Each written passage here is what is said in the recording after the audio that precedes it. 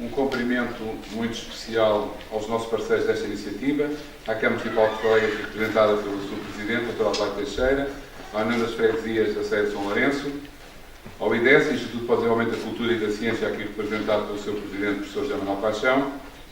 Cumprimento igualmente todas as autoridades académicas, civis, militares e religiosas que responderam positivamente ao nosso convite. Cumprimento também e agradeço à Comunicação Social todo o apoio que tem dado ao Politécnico da Primavera, tendo percebido muito bem os seus objetivos e a importância de ser uma iniciativa cultural, congregadora e abrangente. Em conjunto, fazemos acontecer.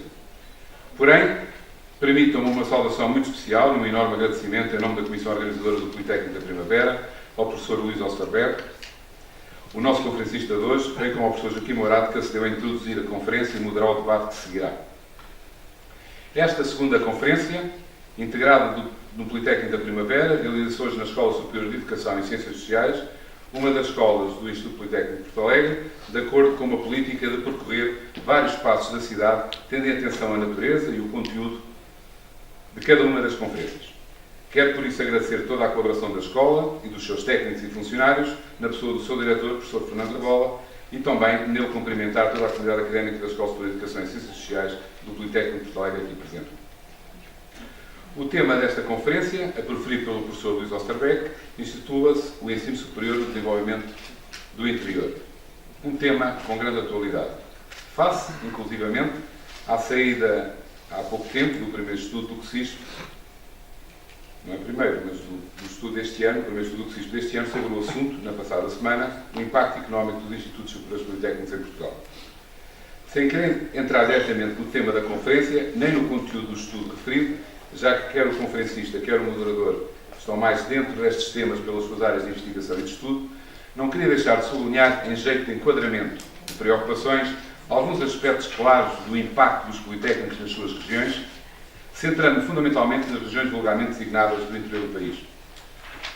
Não é surpresa para ninguém que os politécnicos, como o nosso, trouxeram às regiões onde estão implantadas, há ensino superior politécnico em mais de 60 concelhos do país, trouxeram, dizia eu, fortes investimentos em diferentes equipamentos, alguns novos, outros recuperados, como estes onde estamos hoje, talvez os maiores investimentos dos últimos 40 anos nas diferentes regiões do interior, trouxeram produção, valorização e partilha de conhecimento e tecnologia, transformaram-se numa das maiores entidades empregadoras das regiões e, fundamentalmente, são instituições que, nestas zonas demograficamente envelhecidas, têm mais capacidade de atração de jovens para a região do resto do país e de vários pontos do mundo, transformando as regiões e assumindo um papel de forte contributo para a coesão territorial. No desenvolvimento da sua missão, contribuem de forma decisiva para a qualificação da população, tornando a região mais qualificada, mais capaz de responder a desafios, com cidadãos mais cultos e socialmente mais intervenientes. Os politécnicos são também uma garantia da equidade do acesso ao ensino superior. Com estas instituições, cobrindo todo o território nacional, muitos jovens tiveram e têm a oportunidade de se qualificarem, que não a teriam de outra forma por razões financeiras, como sabemos. As grandes preocupações, também todos as sabemos, a capacidade das regiões em fixar estes jovens qualificados e em criar emprego qualificado, nomeadamente interrelacionado com as áreas de formação de cada politécnico. Este é o caminho que falta fazer, entre outros, para aproveitarmos melhor a capacidade instalada de recursos humanos e materiais dos nossos politécnicos para o desenvolvimento das regiões. Ainda há pouco ensino superior em Portugal. Só 4 em cada 10 jovens, na faixa etária entre os 18 e os 24 anos, frequentam o ensino superior. Era 1 em cada 10 em 1974. Há 45 anos. Ainda falta percorrer um longo caminho. Não sabemos como seriam hoje as nossas regiões sem politécnicos. É um exercício difícil. Não sabemos como seria o desenvolvimento económico das regiões se os politécnicos não existissem. Mas não seriam a mesma coisa, por certo. E sobre essa matéria parece fácil estarmos todos de acordo. O estudo sobre o impacto económico que há pouco falava será complementado em breve com outro estudo que está a terminar sobre outros impactos, nomeadamente sociais, culturais, transferência de conhecimento e tecnologia e alinhamento com a estratégia de desenvolvimento regional de cada região. Em breve, apresentaremos os resultados destes 2 estudos, em conjunto, aos diferentes setores da comunidade, por forma a fazermos desse momento um importante momento de análise e reflexão sobre o presente, mas sobretudo com a preocupação de abrir caminhos para o futuro. Porém, não posso deixar de referir apenas uma das mais importantes conclusões do estudo do impacto económico já finalizado.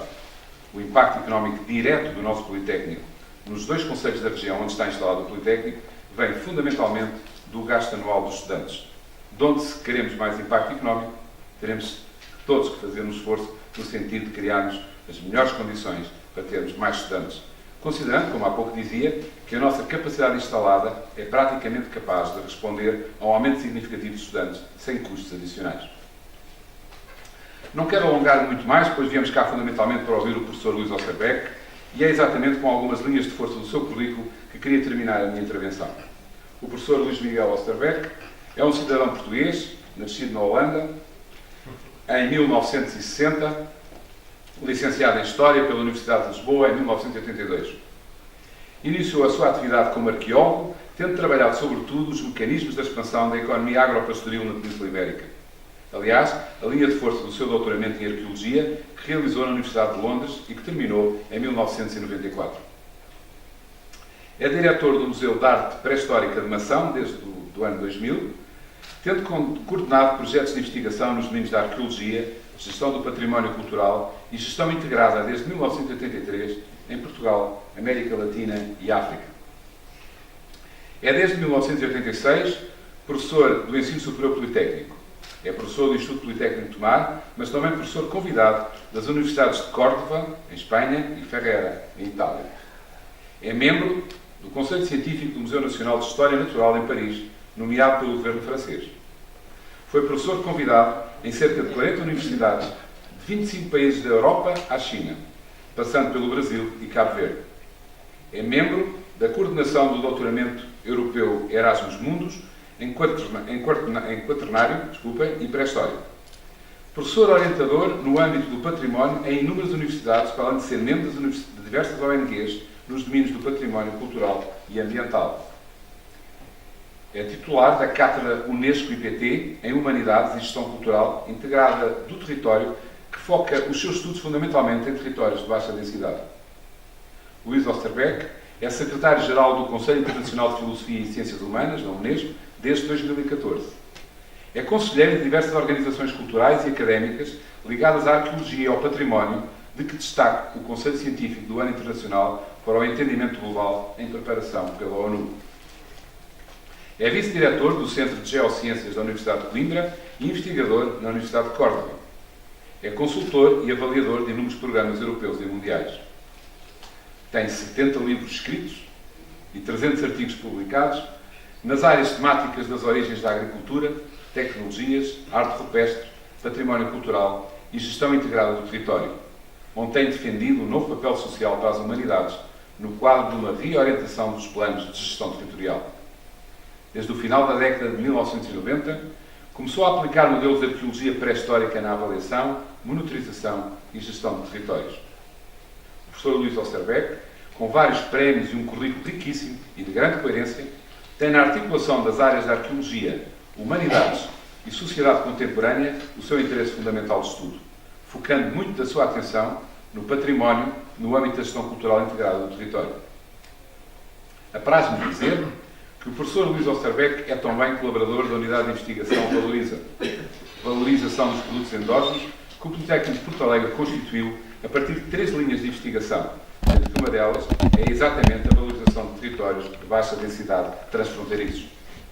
Quero publicamente agradecer-lhe ter aceitado fazer parte da nossa unidade de investigação, que esperamos venha a obter a aprovação da FCP, cuja avaliação aconteceu ainda em dezembro do ano passado por um painel internacional e sobre a qual aguardamos o resultado final. A sua pessoa e o seu currículo e os seus contributos são com certeza decisivos para o sucesso do nosso Valoriza. Muito obrigado, Sr. Professor. Fazer uma síntese de um tão vasto currículo não é tarefa fácil, mas espero ter eficaz claras as preocupações académicas, culturais e sociais do professor, colaborador, amigo do Politécnico de Porto Alegre e conferencista de hoje do Politécnico da Primavera. Peço-lhe desculpa por alguma falha e muito obrigado por estar connosco em Porto Alegre, cidade e Politécnico, que quer ter a sua presença de forma mais assídua no meio das suas inúmeras tarefas e viagens de trabalho. Vou agora, sucintamente, explicar como vai decorrer a sessão. O professor José Manuel Paixão vai fazer uma curta intervenção de seguida para explicar o que é, quem é e, fundamentalmente, quais são os objetivos do IDESI, o recentemente criado Instituto para o Desenvolvimento da Cultura e da Ciência. Sendo o IDESI um dos parceiros deste Politécnico da Primavera e havendo algum desconhecimento ainda sobre esta nova associação que se funda com a vontade de um conjunto de cidadãos contribuir para colaborar e potenciar o desenvolvimento de Porto Alegre e da região, considerámos que deveria ser neste âmbito criada a oportunidade de todos os portalegrenses conhecerem os propósitos do IDESI. Logo de seguida, tomarão os seus lugares no palco, já cá estão, a meu convite, o professor Luís Alcerbeque e o professor Joaquim Morato, cabendo depois ao professor Morato a condução do resto da tarde e, como já foi dito, terá um espaço para um debate sobre a conferência preferida pelo nosso convidado. A mim, cabe-me agradecer mais uma vez a vossa presença em nome dos 4 organizadores do Politécnico da Primavera e comunicar-vos em primeira mão que a próxima conferência está prevista ainda para este mês e versará a temática da governança multinível, tendo lugar em instalações da Câmara Municipal de Porto Alegre, que será nesse dia o nosso anfitrião. Uma tarde enriquecedora para todos e para cada um de vós, e muito obrigado pela vossa atenção. Minhas senhoras, meus senhores, encontro-me aqui e apenas para apresentar publicamente o Instituto para o Desenvolvimento, Cultura e Ciência, o IDESI. Foram muitas as vozes que me pediram para o fazer, principalmente após a cerimónia de atribuição do título de professor honoris causa do Instituto Politécnico de Porto Alegre a Adriano Moreira. Quero, contudo, referir que se deve à senhora Presidente da Câmara Municipal, estimada amiga Adelaide Teixeira, a instalação em Porto Alegre do IDESI. Ao afirmar esta verdade, pretendo apenas contribuir para que a história seja factual. Quando a Adelaide teve a informação sobre este projeto, por mim registado na Sociedade Portuguesa de Autores, nunca mais me deixou tranquilo de telefonar todos os dias para que o IDESI tivesse a sua sede nesta nossa cidade. Hoje, digo que ainda bem. Obrigado, Adelaide. É sempre bom sabermos que estamos a trabalhar em prol da nossa alma mater.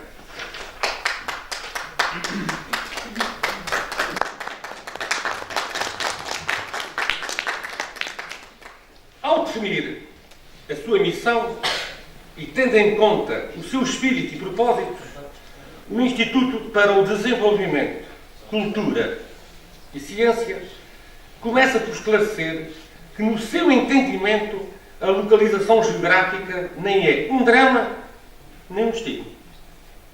Ela é, sim, um fator de diferenciação. É verdade que essa diferenciação se associa hoje ao esquecimento e ao abandono, mas não estamos condenados a que assim continue a ser. Se o interior tem hoje uma carga negativa, dada a ausência de investimento e o progressivo abandono das pessoas, em particular dos mais jovens, nada obsta a que a situação se possa inverter. É, pois, a pensar nessa inversão de rumo que o IDESI se constituiu e que ativamente quer dizer presente, convocando todas as boas vontades, independentemente das suas orientações políticas. E hoje a minha afirmação encontra-se demonstrada nesta sala. A nossa causa é a região de Porto Alegre e suas gentes, sendo em seu nome que nos apresentamos com 3 grandes objetivos. Contribuir para que a região de Porto Alegre seja um polo de referência positiva no Alentejo e em Portugal. Incentivar o desenvolvimento sustentado da sua população. Promover a criatividade e a excelência. No primeiro deles, fazer da região de Porto Alegre um polo de referência positiva, tenho a dizer. Desejamos que a região de Porto Alegre seja notícia pelos bons motivos. É a nossa intenção dar-nos uma visão do interior sobre o que deve ser a reforma do Estado, nela incluindo a própria reforma do sistema eleitoral. Pensar o país a partir do interior talvez não seja o mesmo que pensá-lo a partir dos grandes centros urbanos.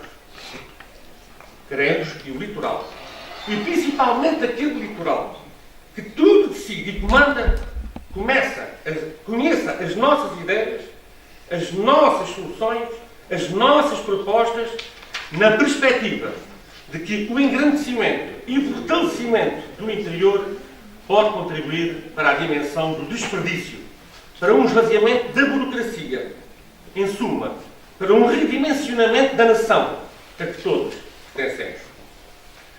E, nesse sentido, pensando em ações positivas, queremos que a região de Porto Alegre seja promotora de congressos bianuais sobre interioridade, nos quais, de forma simples e objetiva, se reflita sobre as vantagens das cidades, vilas e aldeias do interior. Sobre o tipo de competitividade que a partir do interior se pode desenvolver. Sobre a necessidade do interior povoado e atrativo para a harmonia das regiões e dos Estados. Segundo, por um desenvolvimento sustentado. Nós acreditamos que viver, investir e trabalhar no interior pode ser um aliciante desafio. E daí que tão importante como atrair pessoas para o interior seja conseguir que as que cá vivem não sintam necessidade de sair. Nesse sentido, é a missão do IDESE promover ações que contribuam para garantir a proteção da natureza, incentivem a qualidade de vida e o bem-estar das populações, sensibilizem os investidores para atividades económicas que possam permitir a ligação entre produção, eventual transformação e comercialização. C. Criatividade e excelência. E último, promover a criatividade como forma de potenciar a inovação é uma das formas de demonstrarmos que a excelência também reside no interior. E, nesse sentido, é a nossa missão incentivar a realização de parcerias entre as escolas e as empresas que nos ajudem não só a regular a existência de novos talentos, mas nas mais diversas áreas do saber e das artes, como a permitir a obtenção de meios que contribuam para a criação de bolsas de estudo, que patrocinem a contínua aprendizagem dos nossos mais jovens estudantes. A terminar, tive dúvidas de ler esta parte ou não, mas há pouco, quando acordei às 6h30 da manhã, decidi fazer. A terminar, deixem-me confidenciar uma grande mágoa. Contígua a esta escola, onde passei na minha adolescência uns bons anos da minha vida estudantil, encontra-se ainda a casa que pertenceu à senhora Dona Delmira Maçãs, que a doou à Santa Casa da Misericórdia de Lisboa. Estão a ver, por este preâmbulo, quais eram as minhas reticências em o fazer, mas a minha vontade obrigou-me a ser. No tempo em que o lisboeta, Dr. Pedro Santana Lopes, foi produtor desta casa, aceitou, através da figura de comodato, conceder tal espaço ao IDESE, o que nos permitia ter nele a nossa sede. Esta cedência foi, no entanto, contrariada por um portalegrense, Dr. Edmundo Martins, atual presidente daquela instituição. Perante este gesto, contrário ao do seu predecessor, que foi generoso, encontramos agora com um ato de gestão não favorável à própria manutenção do edifício em preço. Mais um edifício fechado em Porto Alegre, não preservado e sem utilidade para a vida cultural da cidade. O que não aconteceria se tivesse sido fiel à anterior disponibilidade manifestada pelo doutor e meu amigo Santana Lopes. Como teria todo o prazer de dizer o contrário, hoje e aqui, perante tal atitude prejudicial a Porto Alegre e à região, não posso deixar de manifestar publicamente, assumindo todas as responsabilidades das palavras, o meu lamento, agravado pelo facto de ter sido um portuguesense a ter obstaculizado um sonho e uma decisão, então tomada, com generosidade e sentido de contribuição para a vida cultural da nossa cidade. Enfim, peço desculpa por esta confissão. Ainda tenho esperança de inverter esta situação. Desagradável que nos criou, mas com toda a honestidade. Não consigo perceber quais as razões que o levaram a esse tal portuguesense a ter incompreensível e lesiva posição. Muito obrigado, meus senhores. O tema não é novo, como todos sabemos. Têm sido inúmeras as vezes que esta questão tem sido abordada, mas as perspectivas de abordagem são sempre diferentes. Complementam-se e nunca esgotam o tema. E apesar das inúmeras vezes que este tema tem sido tratado, parece que ainda não gerou o eco suficiente para que tudo fosse diferente. Porque o que assistimos e o que os números mostram é que a divergência vai se acentuando, as assimetrias vão acontecendo cada vez mais. E, portanto, queria, antes de mais, agradecer o convite ao professor José Manuel Paixão por estar aqui, nesta qualidade fácil de moderação, e também de os felicitar a todos que acompanham, as entidades que acompanham o IDES, na organização do Politécnico Primavera, pela oportunidade do tema. Apesar de não ser novo, é sempre atual e devemos fazer tudo para que ele esteja sempre na nossa mente e também na nossa reflexão. A eficácia do moderador é falar o menos possível e, portanto, eu vou tentar ser eficaz, passar a palavra de imediato ao professor Luís Ostabeck, que é um prazer tê-lo aqui. É um privilégio para mim e certamente para todos podermos beneficiar do seu conhecimento e da sua experiência e, portanto, vou pedir para que faça a sua conferência. De seguida, vamos ter aqui algum tempo para conversarmos entre todos, para debatermos, para apresentarmos e fazermos uma reflexão conjunta e depois diremos notas finais. Pronto, e será este o circuito, digamos, desta tarde. Muito obrigado. Tem a palavra. Vou falar dali também. Com certeza. Com certeza. O moderador tem uma responsabilidade muito importante, que é dar a palavra. Então, muito boas tardes. Eu, em primeiro lugar, queria agradecer ao Politécnico de Porto Alegre, né, o seu presidente, o acolhimento hoje aqui, dizer que é um prazer muito grande aqui estar. E é também um prazer muito grande ser colaborador de Valoriza, ainda que seja um colaborador errático. Quer dizer, que tão errático, mais do que errático, porque é a primeira vez que cá vem. Para ser errático tem que vir de vez em quando. E como esta é a primeira, mas é com muito prazer e foi, aliás, com muita satisfação que soube, no início do vosso projeto, criar um centro que também tivesse essa preocupação em relação aos territórios chamados do interior. Agradecer ao professor Faria Paixão que me convidou por uma única razão, é porque somos amigos, porque senão não cometeria esse disparate. Mas nós conhecemos de facto há muitos anos, temos a mesma idade, somos professores do mesmo instituto, vivemos muitas experiências juntos, umas boas, outras não tão boas, mas a vida é feita disso. E é por isso um grande prazer para mim sempre fazer coisas com o Zé Manuel, que é para mim como um irmão e, portanto, temos essa relação. Agradecer a todos os que aqui estão, naturalmente à Sra. Presidente, ao Sr. Bispo de Porto Alegre, ao professor Morato e a todos os que têm paciência de me ouvir uns minutos. Quando se falou deste tema, porque o Zé Manuel disse-me, tens que vir falar a Porto Alegre, e eu respondi sobre o quê? E depois ele é que me disse que podia ser sobre o ensino superior e as questões do desenvolvimento no interior. Bom, eu não sou um especialista em educação. Portanto, sou professor e as pessoas, tirando aqueles que são especialistas, não são necessariamente especialistas em educação. A minha área é hoje a da gestão territorial, de alguma maneira, como foi referido, trabalhei sempre muito sobre essas questões e, portanto, falarei mais nessa ótica em 3 momentos. Primeiro, o contexto, e gastarei algum tempo sobre isso, porque penso que muitas vezes, muitos dos debates, como disse o professor Mourado, sobre a educação, mas em geral, sobre estas questões dos territórios de baixa densidade demográfica,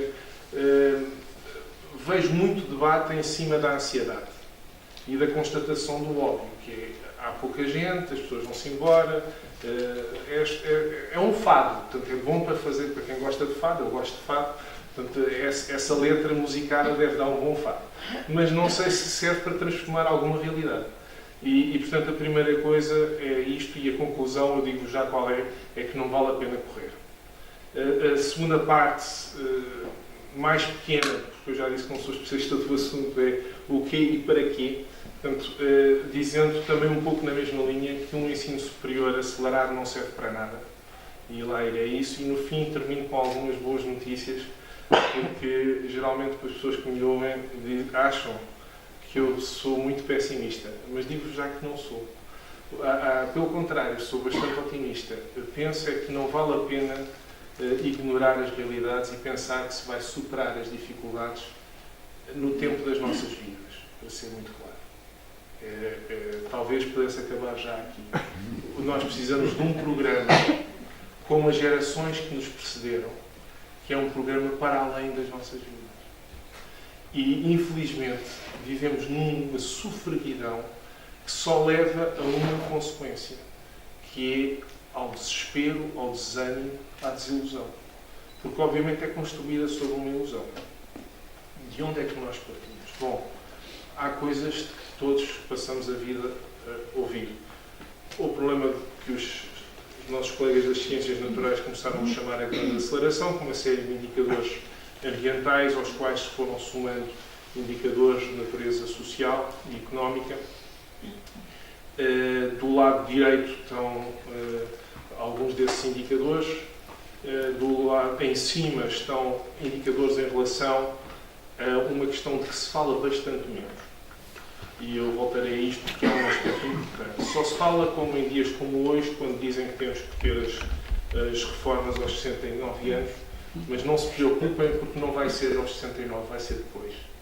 Portanto, não é por aí. Agora, não se fala-se muito, por exemplo, e daí este ponto que eu achei que eu devia começar por ele, fala-se muito de que temos que definir estratégias para um crescimento exponencial da população e para o facto de que temos cada vez mais humanos no planeta. Esse diagnóstico está errado. Basta olhar para os gráficos que estão aqui em cima. Esse é um diagnóstico impressionista de quem não percebe que nós estamos numa fase de envelhecimento da população e a espécie está a começar a curva para se extinguir se nada for feito. Bom, a parte boa é que não é a primeira vez que isto acontece e vai ser feito. Nem que seja a duras penas, mas será feito. Mas, obviamente, se nós desenharmos políticas públicas para uma população que está sempre a crescer, vamos desenhar políticas públicas para uma população que não vai existir. Depois, de vez em quando, dizemos, que surpresa, não há como segurar a segurança social porque não há mão de obra. Pois não há mão de obra porque a população está a envelhecer e a morrer. Não está a crescer. E não está a crescer há 20 anos. Não é agora, há 20 anos. Há 20 anos que já só cresce num continente que é o continente africano. E mesmo em África, já neste momento, já só cresce fora das grandes cidades. Não cresce em Luanda, não cresce em Maputo, não cresce em Lagos, não cresce em nenhuma cidade africana. Então, e quando eu falo de onde é que nós estamos num cenário, é verdade, em que 55% da população atual já vive em cidades e nas estimativas mais para uns otimistas, para outros pessimistas, em 2050 serão cerca de 68%. Mas há um dado mais importante do que este primeiro, é que 50% das áreas rurais foram abandonadas nos últimos 50 anos. Estou a falar do planeta Terra, não estou a falar de Portugal. Porque pensar que vai haver estratégias para o interior de Portugal mais vale irmos todos ali tomar um café, porque acabou a história. Nós não somos uma ilha. Nem os ingleses, que são uma ilha, embora estejam convencidos disso. Mas, bom, nós o que assistimos neste contexto é que os Estados estão a ser substituídos pelas cidades. E podem me dizer, mas isso vai acontecer. Vai, até já aconteceu noutros momentos. E nós tivemos, durante muito tempo, muitos séculos, uma Europa de cidades. E uma Europa de cidades tem várias implicações. Insegurança é uma das implicações, guerra é outra das implicações, e nós estamos nesse cenário. Uma das implicações de ter um mundo de cidades é que a insegurança que se instala entre as cidades começa a ser um terreno que vai cada vez mais crescer. Nós já temos isso. E atenção, não é preciso ir à Síria. De vez em quando, nas letras pequeninas dos jornais, aparecem notícias sobre redes de tráfico de escravos que foram encontrados na Andaluzia, por exemplo, ou na Extremadura espanhola. Eu digo isto porquê? Porque às vezes diz a Espanha teve um modelo de desenvolvimento mais inteligente que Portugal. Sim, do ponto de vista da aparência, sim. Mas se formos ao fundo da questão, hoje em Espanha é verdade que se vive melhor nas tais cidades de dimensão média. Eu pergunto quantos anos mais? O que vai acontecer quando essas cidades, por sua vez, ficarem tão envelhecidas e completamente desconectadas do resto, porque não há ninguém entre elas? Espanha, como sabemos, é um deserto. Nesse deserto instala-se, se quiserem, por exemplo, um qualquer sucedâneo de Al-Qaeda. Alimentado talvez por um qualquer, desculpem a expressão idiota, que lança um programa sobre o turismo islâmico no sul de Portugal. Não tenho nada contra, devo dizer, que se faça turismo sobre os sítios que foram de influência islâmica. Penso que chamar a isso dessa forma, neste momento, é extremamente perigoso. Porquê? Porque significa lembrar que este território já foi islâmico e há quem do outro lado pense que ele deve ser reocupado. Eu lia umas coisas de filosofia sobre a estupidez, não sei porque inspirei para isto, mas é verdade. Os filósofos discutiram há muito tempo, há muitos filósofos com textos sobre a estupidez. E há momentos em que a estupidez se instala porque ela não é promovida já pelos estúpidos, é promovida por todos nós. Como? Desarticulando as coisas. Então é errado nós termos estratégias face ao aumento numérico da população hoje. Claro que não. Claro que temos que ter medidas para isso. É errado promover o turismo dos sítios patrimoniais que foram islâmicos? Claro que não. Devemos ter uma atitude contra o Islão? Com certeza que não. Eu sou católico, mas sou completamente favorável à diversidade religiosa. O problema é quando estas coisas são geridas separadamente. A gestão separada é fatal.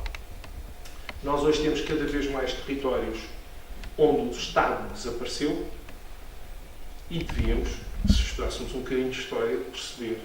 Foi assim que as civilizações todas que nos precederam acabaram. Não há nenhuma exceção. Atenção. Nenhuma. Zero. Todas as civilizações que foram civilizações essencialmente de matriz urbana com uma forte ocupação territorial que se chamou durante muito tempo rural, colapsaram quando o rural se esvaziou, deixou de pagar impostos para a cidade e as redes logísticas colapsaram.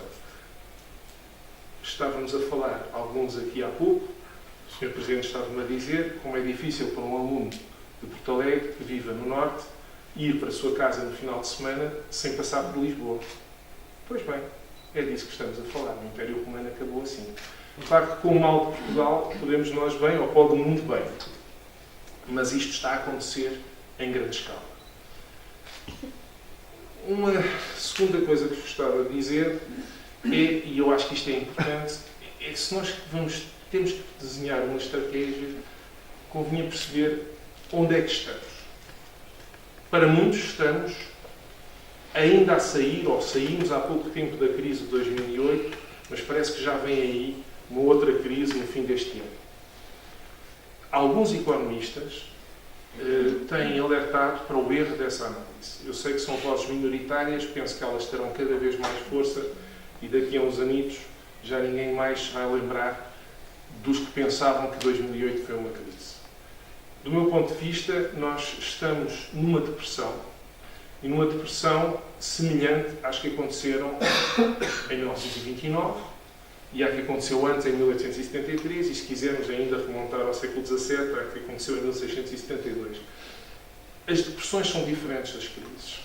Primeiro demoram muito mais tempo, as duas anteriores demoraram mais de 20 anos, sendo que a segunda abarcou, como sabem, a Segunda Guerra Mundial, mas elas são sempre acompanhadas de muitas guerras. Elas potenciam, no fundo, uma divergência entre os blocos de nações, o que se lhes queira chamar. Hoje nós temos sinais nesse sentido, desde 1973, atenção, num cenário de falência dos acordos de Bretton Woods, que são os acordos que permitiram a estabilização de um sistema monetário internacional. Isso que colapsou em 1973, quando os Estados Unidos, 71, perdão, quando os Estados Unidos terminaram com a conversão paridade dólar-ouro, e tem-se vindo a agravar. Na sequência disso, houve uma financiarização da economia, como todos sabemos, que também é muito fácil atacar, mas é graças a ela que se tirou milhões, centenas de milhões de pessoas da pobreza e se criou uma gigantesca classe média no planeta. Porém, é evidente que tudo tinha um preço, não é? Hoje, algumas estimativas, por exemplo, os estudos da Sorbonne, do Departamento de Economia da Sorbonne, sugerem que a economia que está por detrás da massa financeira internacional, quer dizer, o que existe realmente, se todos nós fôssemos ali ao banco e paga para ver, corresponde a qualquer coisa entre 3% a 4%. Quer dizer que, nas estimativas mais otimistas, se houver uma quebra do sistema financeiro internacional mais profunda, por exemplo, um grande ataque, ciberataque ao sistema bancário, que leve a, por exemplo, durante algumas horas, desaparecerem os arquivos e, portanto, deixar de saber quanto dinheiro se tem, se tivermos que voltar à economia real, por cada 100 euros que os senhores têm, ficam só com 4. Portanto, isto é a realidade da nossa economia. E era disto que nós devíamos perceber quando estamos a olhar para Lisboa e quando estamos a olhar para Porto Alegre. Que aí digo-vos logo, quem é que estará em melhores condições nesse dia? Porto Alegre. Não tenham a mais pequena dúvida. Temos hoje um outro sinal, porque isto que eu estou a dizer, numa escala muito menor, aconteceu nas outras depressões. Temos um outro sinal, que é que o crescimento económico hoje ele sempre se faz em cima das inovações, quer da gestão, quer sobretudo da tecnologia, mas muito rapidamente nas crises há uma reorientação da produção e há um crescimento, e esse crescimento absorve o desemprego e há um relançamento económico. O que está a acontecer, e todos nós percebemos, é que o crescimento económico requer aumento do desemprego. Ainda hoje a discussão nas rádios, que eu vinha a ouvir, nunca ouço, mas hoje, como vinha para Porto Alegre, pude ouvir, era um bocado em cima disto. Como é que amanhã se vão cobrar impostos? Será que se deve cobrar impostos sobre os valores e a automação ou não? Certamente que essas discussões vão ter que ser feitas, mas o dado objetivo é este. Lembro-vos que no final, na segunda metade do século XIX, todas as pessoas na Europa estavam convencidas que ia haver uma revolução na Alemanha, que era o país mais desenvolvido do ponto de vista industrial. Todas as sensibilidades, os anarquistas, o Marx, claro, mas também os outros ideólogos, toda a gente esperava uma grande convulsão, à semelhança, aliás, do que tinha acontecido na Comuna de Paris. Não aconteceu porquê? Porque houve um líder muito inteligente que inventou uma coisa chamada Estado Social. Esse Estado Social foi criado pelo Bismarck e, ao fazer isso, mudou várias coisas. Mudou a forma de taxar a economia, mudou a forma de encarar o emprego e absorveu o desemprego, criando profissões que não existiam até à data. Por exemplo, a profissão de enfermeira. Essa profissão era exclusivamente assegurada pelas freiras ligadas às igrejas cristãs e passou a ser uma profissão. E com isso criou muitas outras, de assistência social, etc. Isso esvaziou, combinado com outras medidas, como o reconhecimento dos sindicatos, esvaziou o balão que ia levar a uma grande convulsão. Nós hoje estamos numa situação semelhante. A crise de 1873 foi uma crise desencadeada pela generalização da máquina a vapor. Foi o pico das novas soluções energéticas. E era necessário perceber, e o Bismarck percebeu, e houve uma parte da elite alemã que percebeu, que era necessário antever um reajustamento do mercado laboral e das dinâmicas ocupacionais e de crescimento económico projetadas numa escala de décadas e não numa escala de meses ou de anos. Hoje temos um fosso crescente entre dinâmicas ambientais, por exemplo, oscilação climática. Eu não tenho tempo para falar dessas coisas, mas não é verdade que nós estejamos num período em que o principal agente de aquecimento é a espécie humana. Somos, obviamente, contributores para isso, mas não somos o principal agente. Não há nenhum especialista que trabalhe em clima, e o meu centro de investigação trabalha em clima, que possa subscrever essa afirmação. Ela é dada por pessoas das ciências naturais, mas não das ciências da Terra, não daqueles que estudam clima, não dessas pessoas, porque não é verdade. E o problema é o seguinte: temos que mudar o nosso comportamento em relação ao aquecimento? Sim. Temos que diminuir a emissão de gases de efeito de estufa? Sim. Mas não vale a pena dizer às pessoas uma coisa que não é verdade, porque isso não permite que as pessoas se preparem, embora também se fale disso, para a natureza dos eventos extremos e a possibilidade de entrarmos num inverno profundo daqui a 4 anos. Eu pergunto, onde é que está a estratégia? Qual é a estratégia?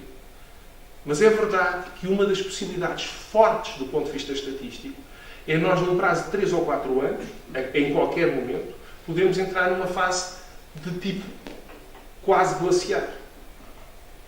Há alguma política pública em algum país para isso, tirando a China, porque a China tem? Penso que não. Vivemos em tempos de incerteza, de instabilidade, de grandes mudanças geoestratégicas. No fim das outras 2 grandes depressões, a liderança mundial alterou-se. A primeira, que eu referi no slide anterior, conduziu à emergência dos Estados Unidos, destronou a França. A segunda destronou a Inglaterra e a Alemanha e apresentou e estruturou os Estados Unidos como uma potência liderante. E nós todos percebemos o que é que está hoje em disputa. Não sabemos qual será o resultado, mas percebemos 2 coisas. Uma é que não deverão ser necessariamente os Estados Unidos a grande potência no futuro, a número 1. E eu diria até para Portugal, pior do que isso, os Estados Unidos desistiram de o ser. Porque isso é o que representa o Donald Trump, para além de todas as anedotas. É a desistência oficial de ser o polícia do mundo. Isso só um império que acaba é que pode fazer. Não estou a dizer sequer que é errado da parte dele, se calhar é inteligente. Se calhar é uma confissão atrás de uma enorme retórica de que já não são capazes. O problema é que, não sendo eles capazes, quem é que está no mercado capaz de o fazer? Neste momento só há um país capaz de o fazer, e esse país é a China. Nós vivemos um quadro de dispersão sociocultural. Todos, acho que aqui posso acelerar, desestruturação das instituições de socialização dos comportamentos, do conhecimento, etc. Estão várias aí. Vivemos numa era, particularmente no chamado mundo ocidental, de nihilismo e de afirmação do pensamento único, e é interessante observar isso. Nós corremos de uma solução para outra solução sem nunca admitir que, perante a incerteza do futuro, não sabemos qual é a solução. Portanto, hoje dizemos que a solução é o desenvolvimento sustentável. Eu próprio digo, e a cátedra que eu coordeno fala disso.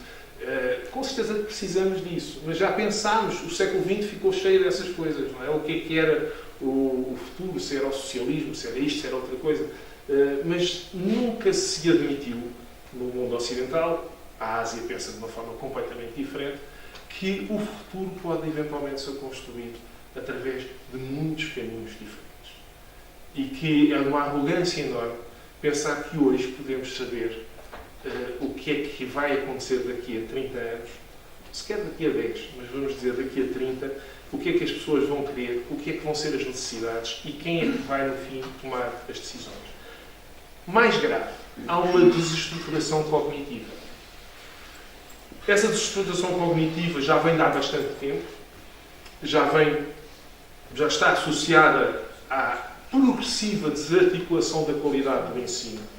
E para isso não preciso de ir mais longe. Vão ler os apontamentos, as cartas que o Virgílio Ferreira escrevia de Évora para a sua mulher, e ele já diz tudo nos anos 50, em que ele dizia isto está a acabar porque agora já não se ensina nada nas escolas. Que é o que ele, aliás, me dizia quando eu fui aluno dele. Bom, nós hoje às vezes temos esta noção. Por um lado, é verdade que a situação não é tão má como provavelmente às vezes os que vivem num determinado momento pensam. Por outro lado, há de facto uma ilusão e uma superficialização do conhecimento e dos processos de construção de conhecimento transmitidos a partir da escola, o que é, de certa forma, um preço a pagar pela generalização. Mas não deixa de ser interessante que quando estávamos à espera, um pouco antes, eu cheguei um pouco antes desta sessão, e lá fora conversava, e algumas das pessoas aqui falavam do liceu que aqui havia, não é? E estava a dizer que no seu tempo só havia até ao quinto ano, não é? Até ao quinto ano. E eu não posso deixar de pensar, pronto, havia ao quinto ano, depois veio o 12º, agora já há licenciaturas e mestrado, daqui a nada vai haver doutoramento, e a minha pergunta, certamente que em muitos aspectos as coisas melhoraram, a minha pergunta, e eu acho que nós no ensino superior temos o dever de fazer esta pergunta, é se isso se deve a nós, ou se nós somos um produto disso mesmo. Isto é, se é a expansão deste modelo de educação que propiciou uma melhoria global da vida das pessoas nestes territórios, ou se a expansão da educação foi essencialmente uma consequência de uma melhoria global da economia, designadamente da tal financiarização da economia de que eu vos falei há uns minutos atrás.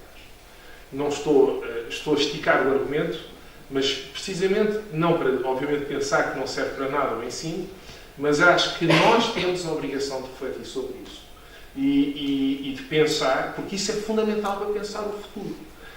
Digo já de caras, o ensino superior, a educação em qualquer sentido, é fundamental para o futuro, sim. Eu diria, no entanto, desde logo, que o ensino superior é muito menos importante do que duas coisas. Ter filhos e ter uma boa instrução primária.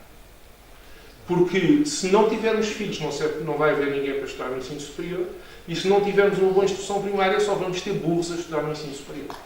Portanto, não serve uma estratégia que seja apenas sobre o ensino superior, é uma estratégia, para mim, votada ao fracasso. E o problema aqui é, então, qual é o nosso papel? Provavelmente, no andar da carruagem hoje, o ensino superior tem uma responsabilidade fundamental, precisamente, de ir aos níveis de ensino também pré-universitários. E não apenas ao nível das escolas de educação. Não apenas para falar de pedagogia, também isso. Mas, se calhar, relançar e ajudar a reestruturar profundamente os níveis de ensino anteriores. Não creio que o ensino superior fosse bem visto para ensinar as pessoas a ter filhos, mas, se pudesse, também podia ser uma contribuição interessante. Estão a ver o que vai acontecer quando colapsar os sistemas de comunicação. Não faz mal, não se preocupe. Eles têm eles deste lado. Isto é, obviamente, do 1984, do Orwell, e eu só vos tinha estas poucas pequenas imagens. Já estou a fazer isto tudo mal. O que é que eu tenho que fazer? É aqui, não é? Não é. Ah, é. E agora duplicar, não é? Agora tenho que fazer tudo. Nós, porque é que eu pus aquele pedaço de filme?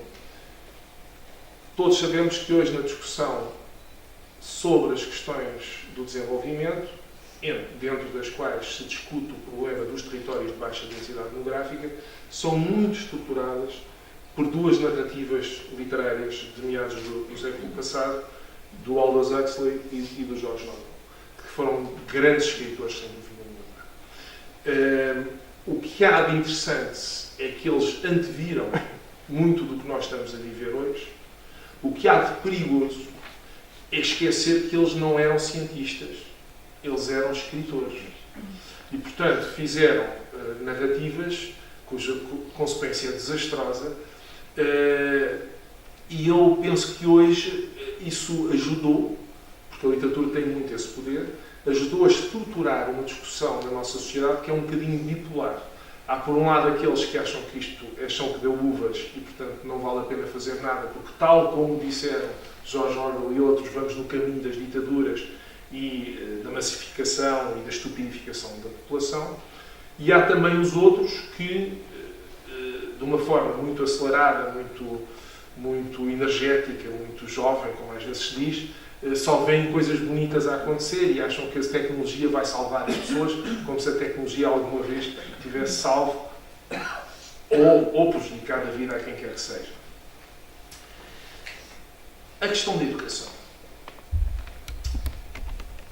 Eu penso que um dos problemas que temos em termos do ensino superior, e portanto aqui não falo só do interior, é que nas últimas décadas, particularmente nos países periféricos, como Portugal, se tem focado, sobretudo, naquilo em que pode contribuir, mas em que não é excelente. E tem-se focado, essencialmente, na procura de soluções para os problemas imediatamente percepcionados. Obviamente que o ensino superior deve contribuir para isso. Não tenho nenhuma divergência. Mas, se nós pensarmos que o papel do ensino superior é, essencialmente, encontrar soluções para como é que se vai vender os produtos que agora se estão a produzir, como é que isso pode fixar as populações, etc., a única coisa que o ensino superior poderá fazer nesse campo é, talvez, na melhor das hipóteses, digamos, desacelerar as tendências, mas elas continuarão a aprofundar-se. Porque ninguém é melhor do que o McDonald's a vender hambúrgueres. E o que é que eu digo isto? Porque se nós tivermos como estratégia olhar apenas para os problemas que estamos a sentir hoje e procurar soluções para eles, tendencialmente, a maior parte das vezes, quando encontrarmos as soluções, aqueles produtos já não são necessários e a realidade já mudou. E, portanto, aí vamos lá mais uma vez pedir uma verba e ver se Lisboa nos ajuda, e Lisboa vai ver se Berlim nos ajuda, e Berlim vai ver se os Estados Unidos ajudam, mas esses já disseram que não, e, portanto, nós estamos nisso. Há, desse ponto de vista, penso eu, um fosso que cresceu muito. As grandes instituições académicas a nível internacional já não estão nesse mundo.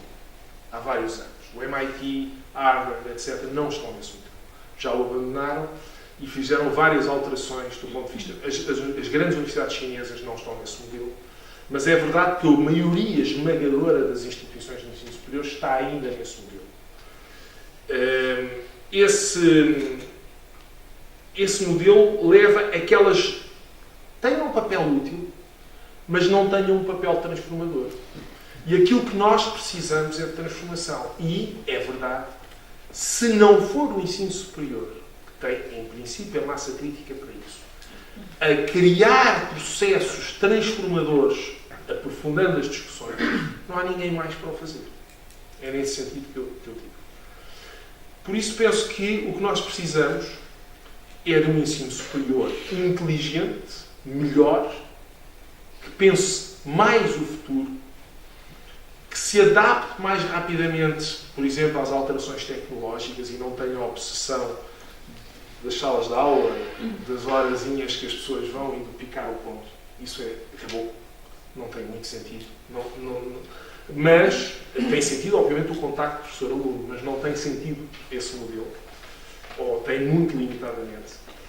E para o interior que eu coloco entre aspas, para todo este tipo de territórios, num mundo que se torna um mundo cada vez mais de cidades e cada vez menos de estados, o que nós precisamos é de estratégias para afirmar novas centralidades.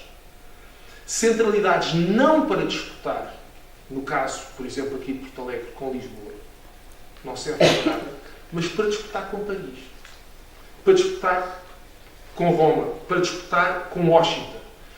É nessa estratégia. É preciso. Essa é a realidade do mundo em que estamos hoje.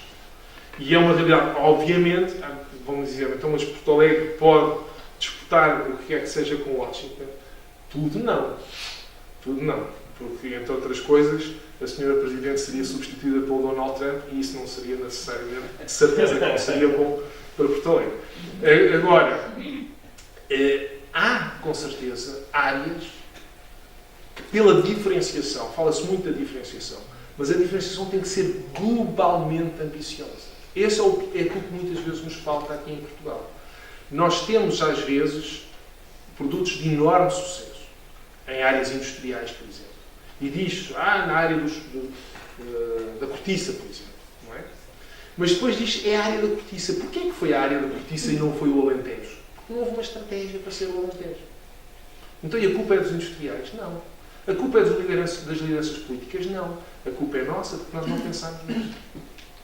Nós tínhamos que ter desenhado uma estratégia de poder, uma estratégia, e aí é o papel das humanidades na integração dos processos económicos de desenvolvimento. Nós tínhamos que ter tido uma estratégia desde o início para que estes territórios se projetassem na escala internacional, não de uma forma desarticulada. Um dia é o vinho, no outro dia é o alqueva, no outro dia é a cortiça, no outro dia é não sei o quê, o café, mas com um único produto, uma única realidade que pudesse absorver estes campos e que dissesse, nisto nós somos o número 1. E isso é que falta. Enquanto não houver esse tipo de abordagem, penso que nós teremos dificuldade enquanto país e estes territórios, digo Porto Alegre, como digo todos estes territórios, de fazer essa afirmação. Aí eu penso que temos um papel que as universidades nos grandes centros terão mais dificuldade, as grandes instituições, não é por estarem nos grandes centros, mas é por serem muito grandes, serem demasiado grandes. Erros que se têm cometido sistematicamente. Volto a dizer, as grandes instituições de ensino superior neste momento a nível mundial já não estão nesse modelo. E se olharmos hoje para Portugal, quem é que consegue mudar mais rapidamente? A Universidade de Lisboa, com os seus 30 mil alunos, ou o Politécnico de Porto Alegre, ou o Politécnico de Tomar. Eu diria que o Politécnico de Porto Alegre e o Politécnico de Tomar, desde que tenham convicção da sua própria força. Desde que tenham a compreensão de que, sendo mais pequenos, hoje isso pode ser uma enorme vantagem. Muitas vezes se diz o MIT é pequeno e é verdade. É por isso que ele é tão ágil. Agora, às vezes em Portugal diz, como nós somos pequeninos, também somos bons. Não, eles são bons, apesar de serem pequenos, e o que lhes dá pequenez não é serem bons, o que lhes dá pequenez é serem ágeis. As nossas grandes instituições não são ágeis, são muito retrógradas. E mesmo quando as suas lideranças querem fazer coisas, é muito difícil mudar. Nós sabemos isso. Mesmo nas nossas é difícil mudar, mas é muito menos difícil. A questão de olhar para certos erros que se cometem na sociedade atual. Por exemplo, a valorização da memória em relação à história, a valorização do património em relação ao conhecimento histórico. Dá dinheiro agora? Dá. Dá a perda do território e a perda do país num futuro relativamente próximo? Também dá. Porque há várias memórias, porque as memórias são subjetivas, não têm uma base científica e, desse ponto de vista da memória, dá direito a tudo, como, por exemplo, a independência da Catalunha. Nós temos que trabalhar numa lógica que combata aquilo que eu penso ser a pior coisa que aconteceu ao ensino superior nos últimos anos, que foi o chamado STEM. O STEM foi a transformação em McDonald's do ensino superior. Hoje começa a ser há tentativas de correção, tanto que se fala em STEAM, introduzindo o A de artes. O STEM não destruiu apenas as humanidades e as artes, destruiu também as ciências. Reduziu o ensino superior às tecnologias e reduziu, portanto, o ensino superior à produção de um conjunto de equipamentos desenhados para a economia que existe, mas não com capacidade transformativa. É útil para países que têm uma lógica de disputa de mercado. Países asiáticos, por exemplo. Funciona, mas é com grandes níveis de desigualdade social e, certamente, com um conceito, mesmo aqueles que se dizem democráticos, uma noção de democracia, eu diria, bastante diferente da nossa. Agora, se olharem, por exemplo, ao que faz a China especializou as suas instituições. A China fala de STEM todos os dias. Qual é o país do mundo que investe mais em humanidades no mundo em ensino superior? A China. Qual é o país que quer mais apoiar a Unesco nos seus programas? A China. E isso foi-me explicado por um dirigente, um secretário de Cultura do governo chinês, que me disse esta coisa muito simples. Nós, China, sabemos que vamos demorar cerca de 20 a 30 anos a recuperar o atraso que temos em relação ao Ocidente. Mas vocês abandonaram aquilo que significa dar sentido àquilo que fazemos, que é a área de humanidades. Portanto, nós queremos investir na área de humanidades também, porque queremos ser o número 1 do ponto de vista das humanidades. E eu digo-vos uma coisa, no dia em que a China for o número 1 das humanidades, e tudo indica que o vai ser, não vão ser as humanidades na perspectiva que nós temos hoje. Não vão ter os valores que nós temos hoje. E nessa altura nós choraremos sobre o leite derramado, mas será tarde demais. Não, onde é que nós podemos inovar? Nós podemos inovar recusando que o ensino superior seja tratado como um mercado. E se fizermos isso, posicionarmos-nos muito bem nos rankings internacionais. Podemos inovar se, por exemplo, introduzirmos agora aquilo que vai ser uma recomendação da Unesco daqui a 2 ou 3 anos, porque estamos a trabalhar nisso e neste momento já há um acordo genérico para isso, mas vai demorar 2 ou 3 anos pelo menos para ser recomendação da Unesco, que é que todos os cursos de ensino superior até ao doutoramento devam ter, qualquer que seja a área de especialização, uma disciplina de humanidades e ciências. Porque hoje o diagnóstico é que as universidades destruíram as humanidades e destruíram as ciências. Não há alunos para ciências fundamentais, não há alunos para física, não há alunos para matemática, não há alunos para essas áreas. E isso significa que o potencial intelectual para a inovação tecnológica está a diminuir. Porque a inovação tecnológica, os cursos e as áreas de tecnologia crescem em cima das áreas de ciência fundamental, que sistematicamente estão a ser abandonadas. Então eu diria o quê? Eu diria que as instituições de ensino superior do interior se anteciparem certos movimentos, como por exemplo a criação dessas disciplinas, como por exemplo o alinhamento de todos os seus cursos com uma lógica de desenvolvimento e de sustentabilidade e afirmando isso, tentando ligar-se à Unesco, por exemplo, e aos grandes processos internacionais e antevendo inclusivamente uma coisa que em princípio espero que seja parte já do próximo programa a partir de 2022 da Unesco, a partir de 2022, que é a criação de um novo programa de rede de territórios, não sei com que nome será, mas no fundo que tenham esta perspectiva e que tenham um pacto entre ensino superior, poder local, empresas e organizações não governamentais, numa ótica que precisamente traga as dimensões da tecnologia, da ciência e das humanidades em permanência para a gestão territorial. Esse é um programa que vai ser feito. E aqueles que estiverem mais perto de o concretizar poderão ser os primeiros a entrar nessas redes, poderão eventualmente liderá-las, e aí sim pode-se dizer o interior pode liderar, sim, porque eu acho que vai demorar muito tempo até que uma cidade como Lisboa possa reunir as condições para integrar um processo dessa natureza. Gosto desta citação do Confúcio que diz, em primeiro lugar, podemos usar o método da reflexão, que é o mais nobre. O segundo é o da imitação, que é o mais fácil, que é, em grande medida, que algumas instituições de ensino superior usam. E o terceiro, que é o que a sociedade tem utilizado, que é o da experiência. É o caminho amargo. Também se aprende. Nós precisamos de uma agenda transformadora. Podemos e devemos perceber que, apesar das aparências, as transformações serão de base territorial, não serão em cima de um sistema financeiro que está a colapsar.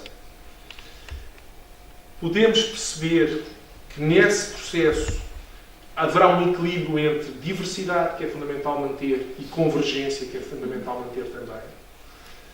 Isso dá a nós, ensino superior, a responsabilidade de ajudar a construir cenários de futuro participados pela população. Nós penso que o mundo está cansado de cenários de perspectiva feitos apenas por técnicos, nos quais depois a população não se revê. E o ensino superior pode fazer isso. O ensino superior pode fazer com os seus recursos animar uma mobilização, obviamente, quando eu digo ensino superior, em parceria com as organizações da sociedade, mas o ensino superior tem uma independência que lhe permite enquadrar tecnicamente e distanciar-se de outro tipo de linguagens que há na sociedade. E, desse ponto de vista, o ensino superior pode ajudar à construção dessas novas centralidades. Vou saltar estes slides. Penso que nós temos hoje 4 grandes campos que são fundamentais.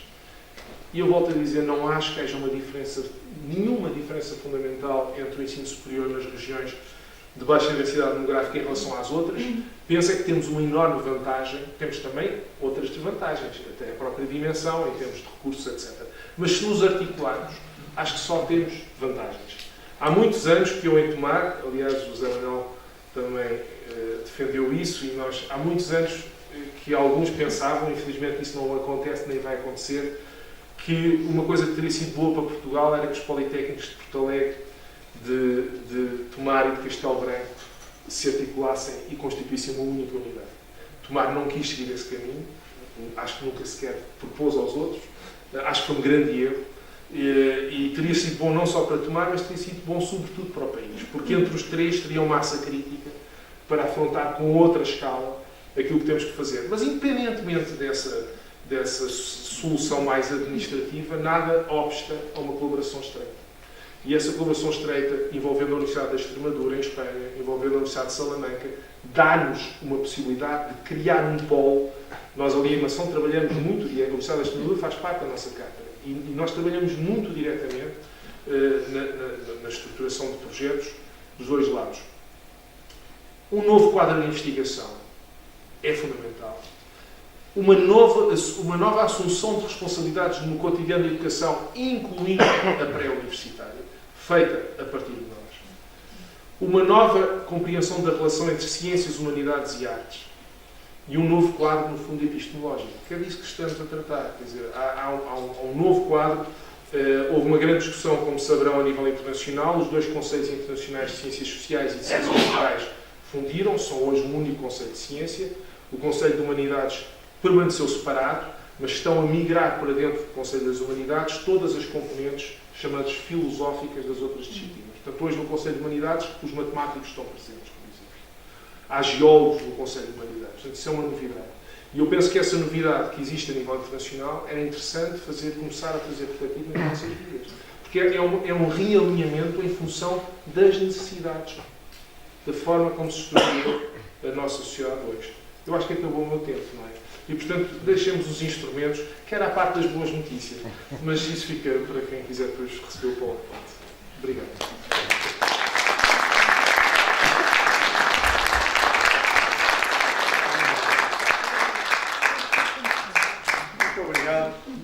Muito obrigado, professor,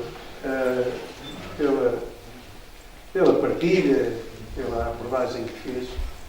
Não estávamos mesmo nada enganados quando no início dizíamos que, de facto, este tema tem tantos anos para ser tratado e que não conseguimos nunca esgotá-los, não é? E, portanto, esta abordagem que fez, obviamente, que não deixou seguramente ninguém nesta sala assim. Ou melhor, todos certamente ficaram com algum incómodo. E ainda bem, se assim fosse, não é? Porque olhar para este assunto tão importante, provavelmente já não é muito importante para nós, enquanto seres humanos com poucos anos de vida, ainda que sejam muitos, mas seguramente, olhando para uma sociedade milenar, quer dizer, os fenómenos acontecem inevitavelmente, apesar das boas políticas que até possamos tomar. E, portanto, ajuda-nos aqui a fazer uma reflexão, seguramente muito mais larga, do que aquela que habitualmente se faz quando se trata deste assunto.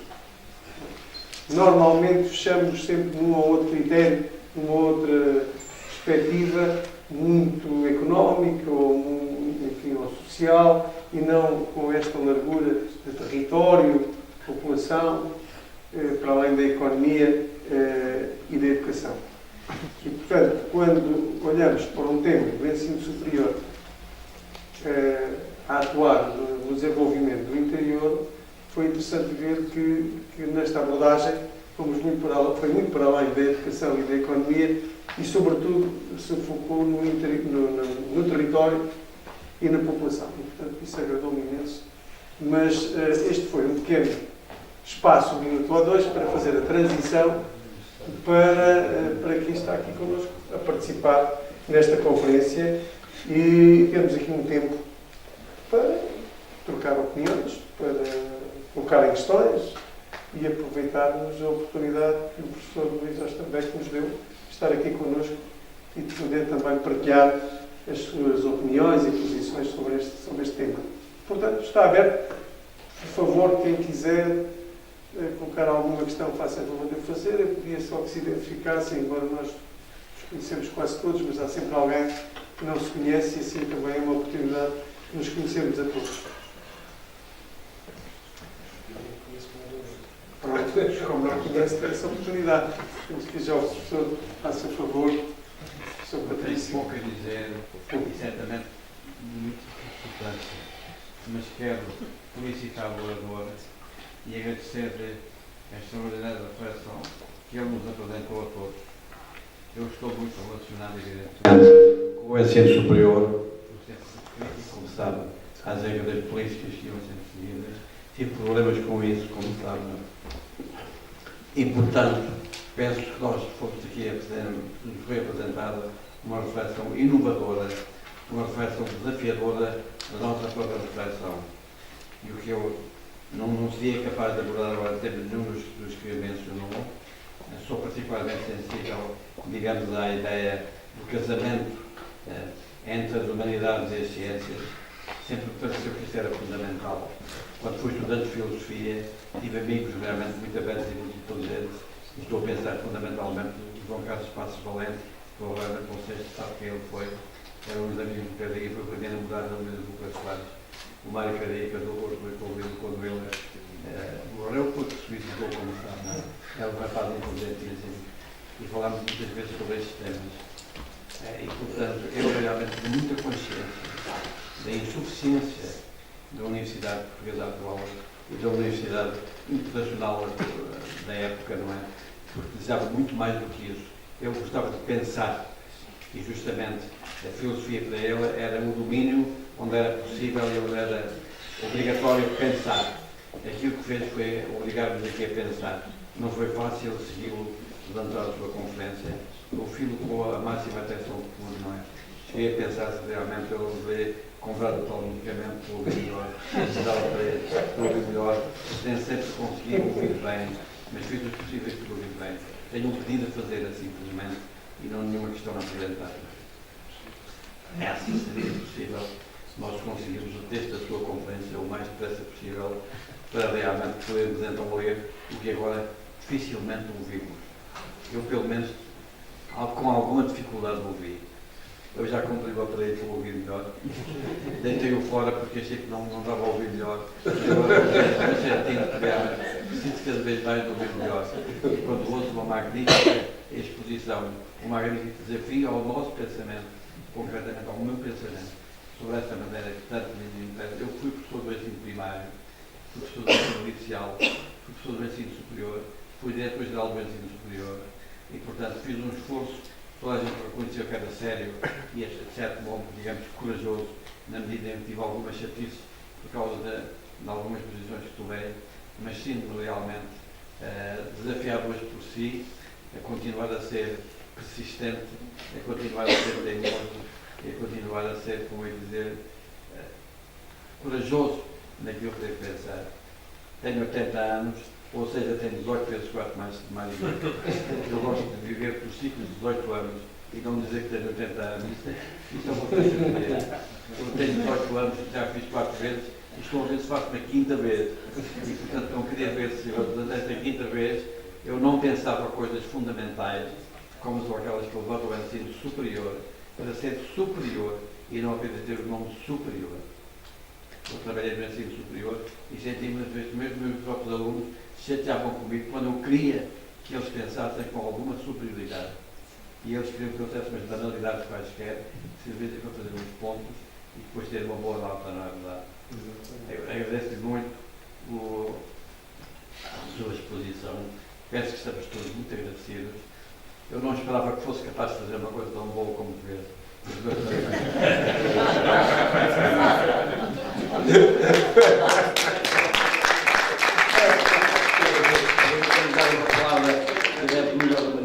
Magnífica. Muito obrigado. Sabemos onde significa candidato aqui.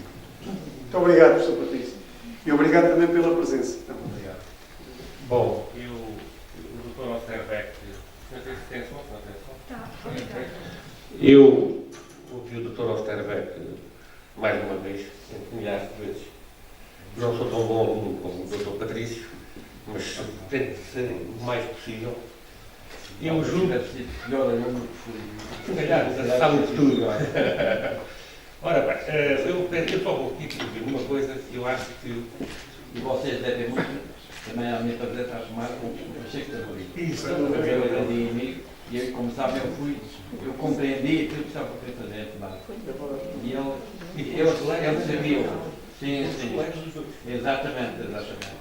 Não, chegamos à Direção-Geral do Ensino Superior. Claro, eu na segunda classe, eu na primeira.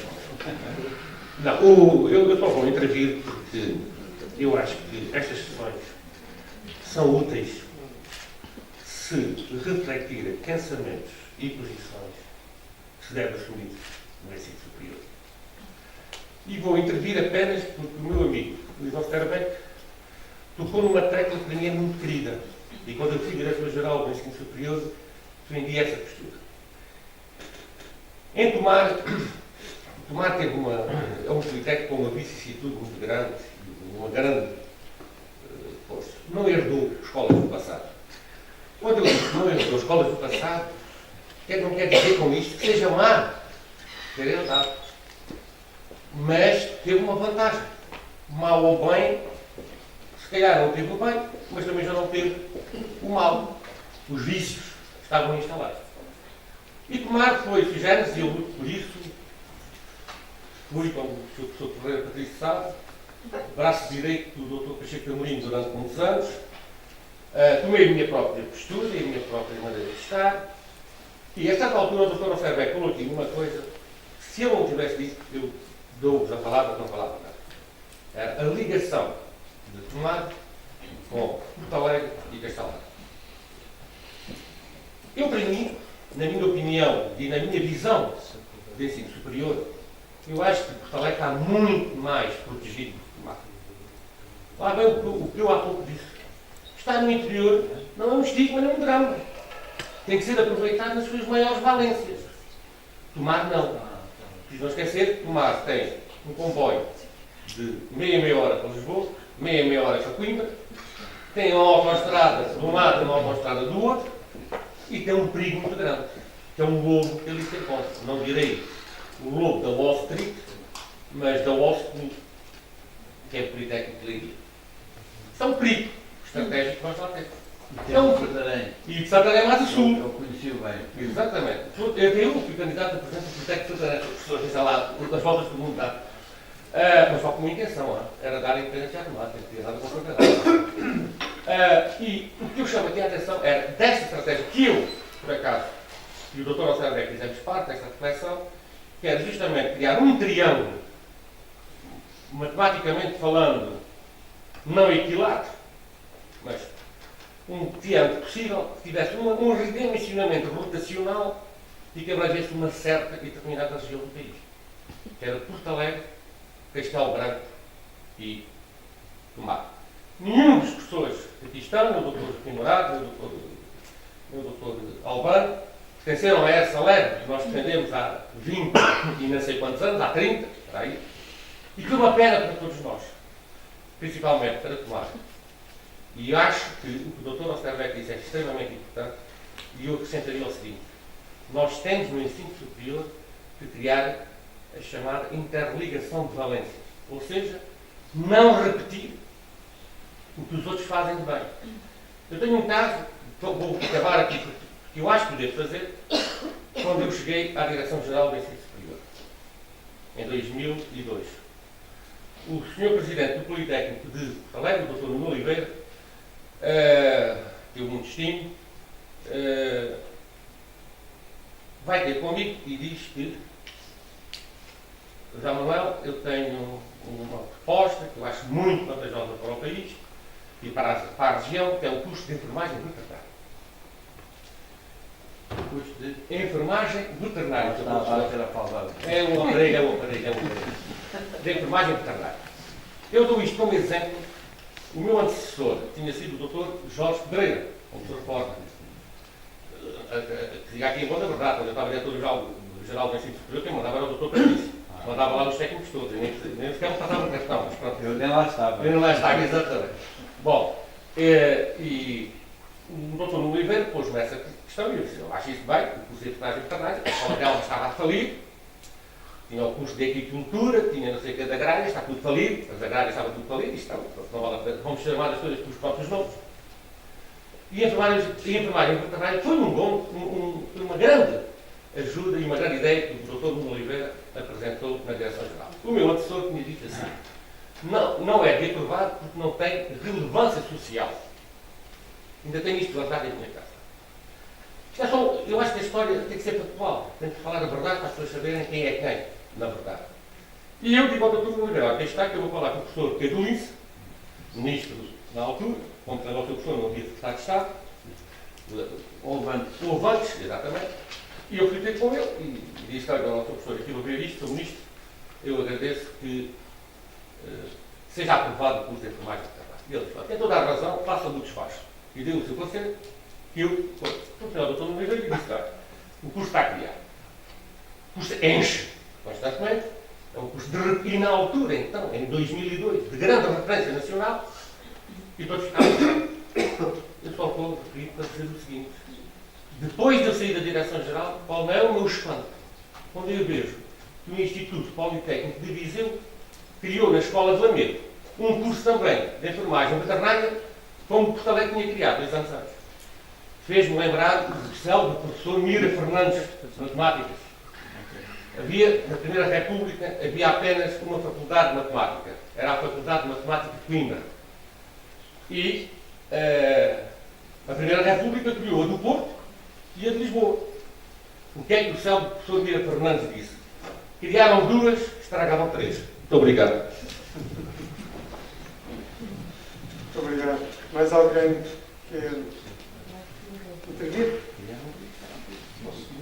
Olha, em cima, se faz favor, e depois aqui deste lado. Ou em cima.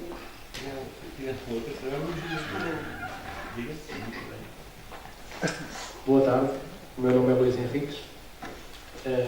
Recentemente, a Faculdade de Letras da Universidade de Lisboa criou o curso de Estudos Gerais, que combina as áreas das ciências com as das humanidades.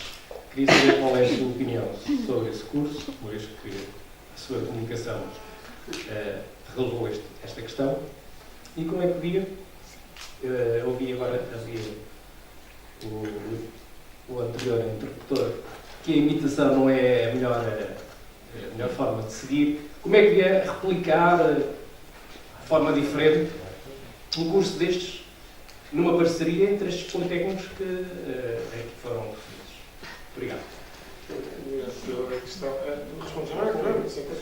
Eu não conheço, eu sei que o curso, nem sabia que já estava a funcionar, sei que eles estavam a pensar nisso, e obviamente retomo um nome antigo da Universidade Portuguesa, não é? Simplesmente, eu não sei, o curso será certamente bom, mas nós temos hoje uma questão que não podemos ignorar. É que, quando falamos em formação, as pessoas depois também procuram uma colocação profissional. Eu sou o último a pensar que só se deve haver cursos para os empregos que existem hoje.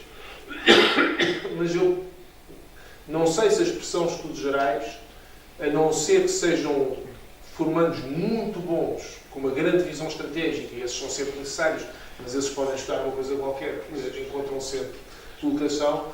Não sei se esse caminho será, em termos gerais, não estou a falar do curso em particular, o caminho melhor. Penso que aquilo que se está a discutir na Unesco é mais eficiente, que é criar em todos os cursos uma dimensão de ciências e humanidades integrada. Porque, no fundo, o que é que nós vamos... Para aquele caso concreto pode ser um curso e será com certeza muito bom, mas o que é que isso transforma globalmente? Enquanto que se nós tivéssemos, e aí podia ser uma coisa interessante a fazer, por exemplo, de parceria Nós começámos a discutir isso em Tomás. Estamos ainda nos primeiros passos. Comecei a falar dos colegas da área de computação e que já concordaram e vamos progressivamente criar. Mas o que é que nós pensamos? É uma disciplina que, no fundo, vai ser uma sequência de conferências. Terá um ou dois professores de áreas diferentes a coordenar, mas em que, no fundo, trazemos pessoas, designadamente também de fora do Instituto, para falarem sempre com uma visão mais alargada, para que os alunos estejam eles a estudar o que seja, percebam que aquilo que estão a fazer é um pequeno detalhe de um conjunto mais amplo. Aquilo que eu acho que nós temos que combater no ensino superior é fazer o que hoje se faz muito, que são operários qualificados. Não é? Portanto, hoje, aquela imagem do Charlie Chaplin aplica-se muito bem, já não é aos licenciados, é aos doutores. Que a única coisa que sabem fazer são muito bons a apertar portas. O professor Patrício foi um extraordinário reitor e, sobretudo, professor, no sentido da influência que teve e tem nas reflexões sobre estas questões. E eu acho que nós isso são coisas mais pragmáticas, eu penso, com um efeito mais transformador. E mesmo assim com resistências. Temos que ir com calma, porque há muitos colegas que terão dúvidas sobre este caminho. O que é bom, digamos, apesar de tudo, porque santos da casa não fazem milagres, é que isto está a um passo de transformar em recomendação internacional. E tem apoios muito fortes, como, por exemplo, da Alemanha. E em Portugal gosta de se copiar certas modas. Portanto, eu acho que esta moda vai chegar cá e, neste caso, será, eventualmente, uma boa moda. Muito obrigado. Eu faço favor. Muito obrigado. Boa tarde, obrigado pela sua brilhante exposição. Ajuda-nos a arrumar algumas coisas que nós todos vamos pensando, mas estes momentos são sempre bons para ir arrumando algumas coisas nos lugares certos. Eu sou professor da Escola Superior de Saúde do Instituto Politécnico. Sou da área da saúde mental, que é uma área que eu acho que tem muito futuro, vai continuar sempre a ter muito futuro. Infelizmente.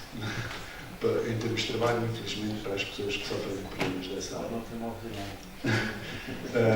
Queria colocar uma questão muito concreta. Tem sido habitual nos últimos tempos, em especial em universidades dos Estados Unidos, em Inglaterra também, e no Brasil, com uma dimensão também muito grande, a criação de disciplinas sobre a felicidade, da ciência da felicidade.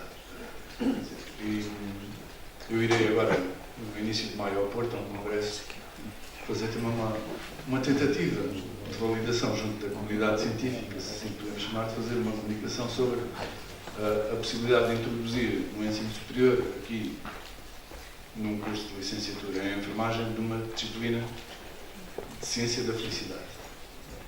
A experiência que tem sido feita noutros países é que estas disciplinas são disciplinas de oferta transversal a todos os cursos. E a adesão tem sido, curiosamente, muito maior de alunos das áreas das tecnologias do que propriamente de alunos das áreas das humanidades.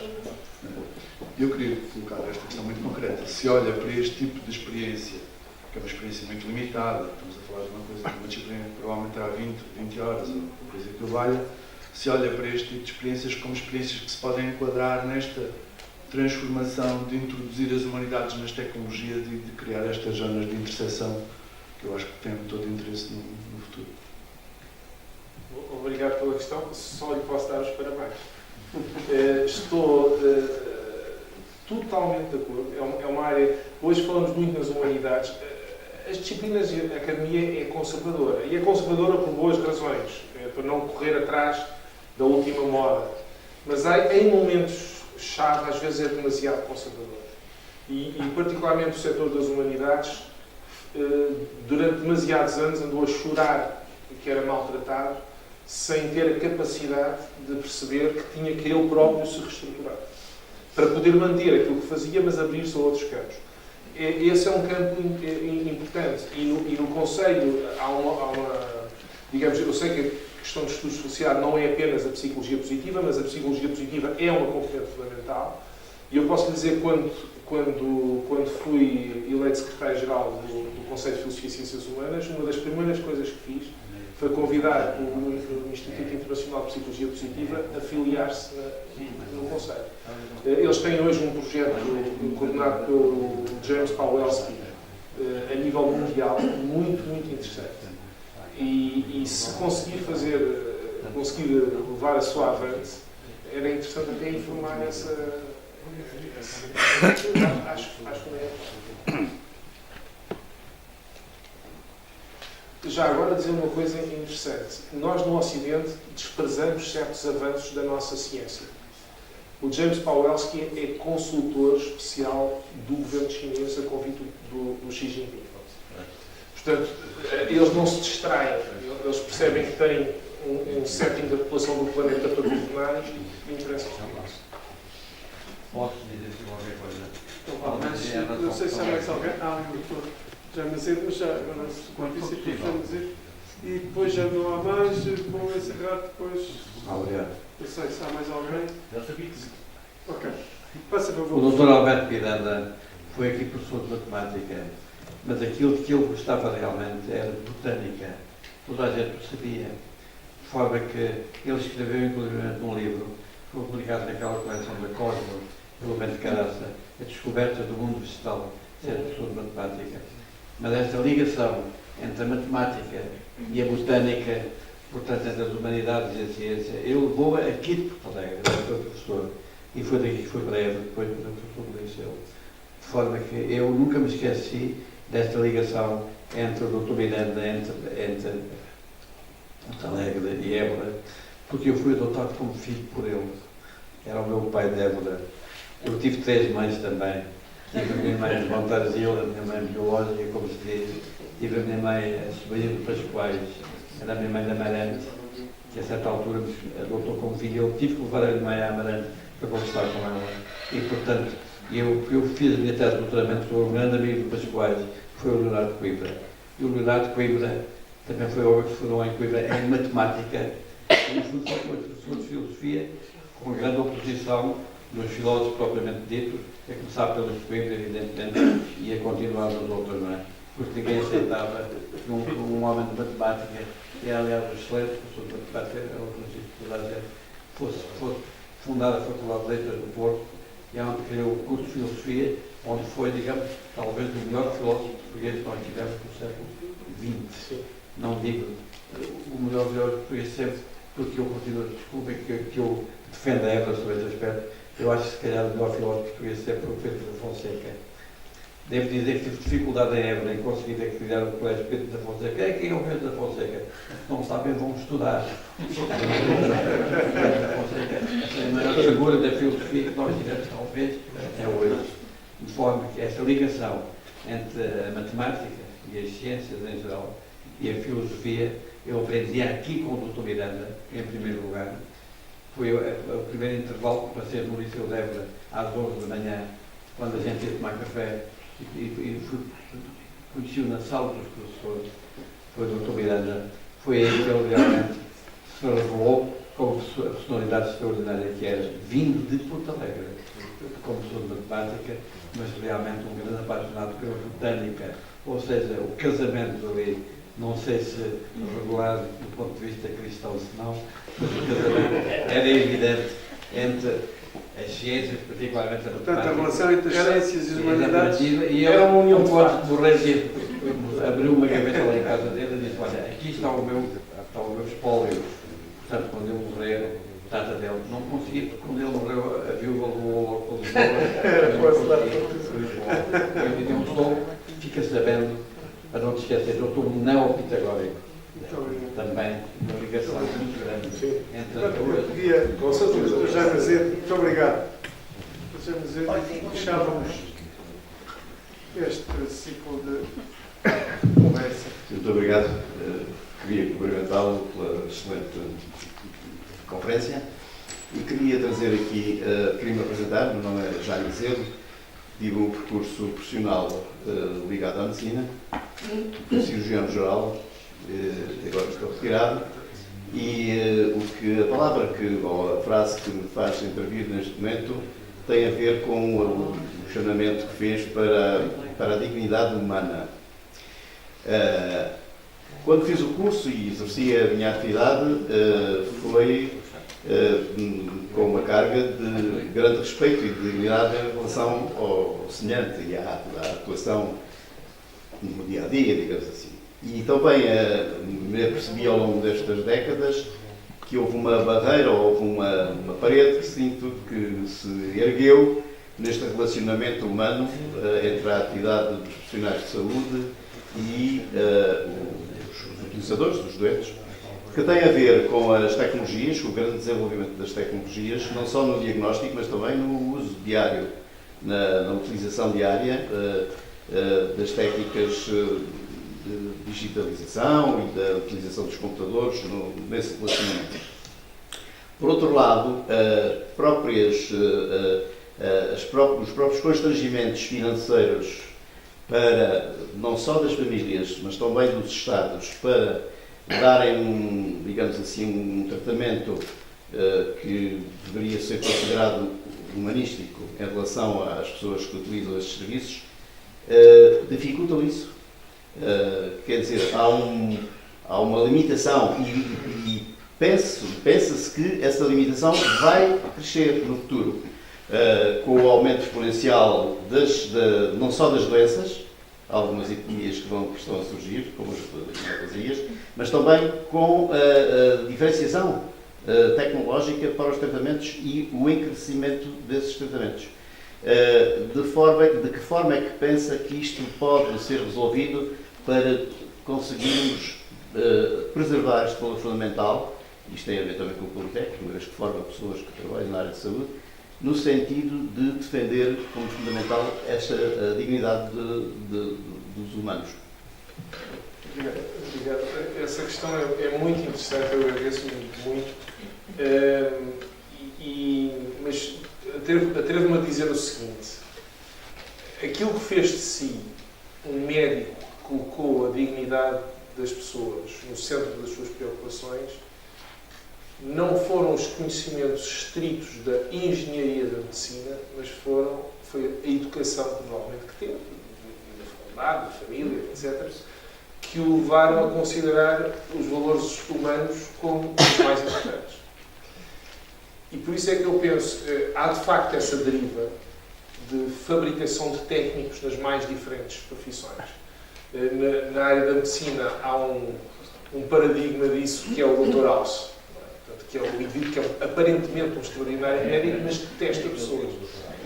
Não existe um médico assim. Não é possível. E eu penso que aí nós temos a aprender, ou a reaprender, porque não se trata de aprender, trata-se de reaprender. Porque a área da medicina sempre foi uma área muito ligada às artes e às humanidades. Sempre foi. Isso perdeu-se, de facto, como disse muito bem. Não creio que tenha a ver com o número de pacientes, nem com o número de doenças, tem a ver com esta deriva que hoje se chama STEM, mas que se foi instalando nos últimos 30 anos ou mais, cada vez de uma forma mais forte, muito economicista, mas sobretudo muito ineficiente. A Ásia não tem minimamente essa perspectiva. Eu tive, há uns meses atrás, em Taiwan, fui convidado a ir lá fazer umas conferências e só quando lá cheguei é que percebi que tinha sido convidado pela Escola de Saúde Pública. Eu disse, mas por que raio é que a Escola de Saúde Pública me convida a mim? E eu comecei a dizer assim, eu não sei o que é que estou aqui a fazer.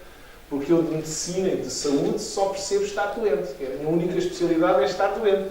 E quando estou doente, vou lá aos médicos e eles consertam. Quando consertam, ou então tiram partes do corpo, que é outra especialidade que os médicos têm.